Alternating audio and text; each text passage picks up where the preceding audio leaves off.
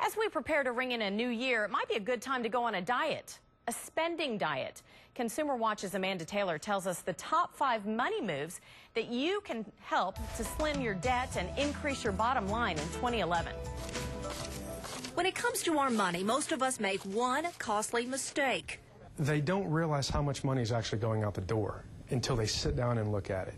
Oklahoma City financial advisor Jeff Beatty with Eide Bailey & Associates says that's the first step. This next year, sit down with your spouse and put together a budget.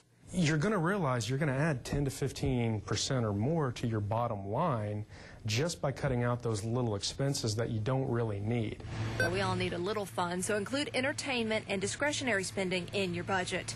Number 2, build up a cash reserve in case you lose your job or there's an emergency. Something that's going to be an expense that you just can't go into your pocket and pay, you're going to be able to go and get $4,000 to $5,000 out of the bank instead of using the credit card.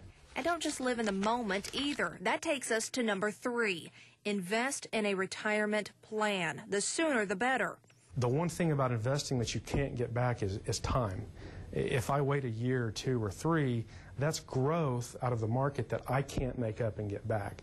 A good place to start is with your employer, who will often match what you invest, essentially doubling your investment. And number 4, review your insurance coverages, auto, home, and life. If you go and you talk to your agent, say once a year, and say, hey, is my coverage adequate? Do I have too much? Do I not have enough? And finally, commit to that budget you've talked about. Stay away from those things that you want, instead of, hey, I need groceries, I need clothes. But when you start looking at cutting out expenses, cutting out those high interest rates, and investing the money, you're going to start talking about real money after a while.